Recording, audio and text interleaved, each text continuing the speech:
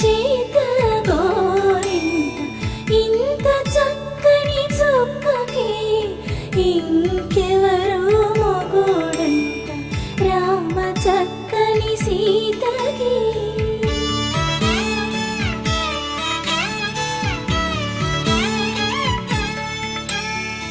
ఉడ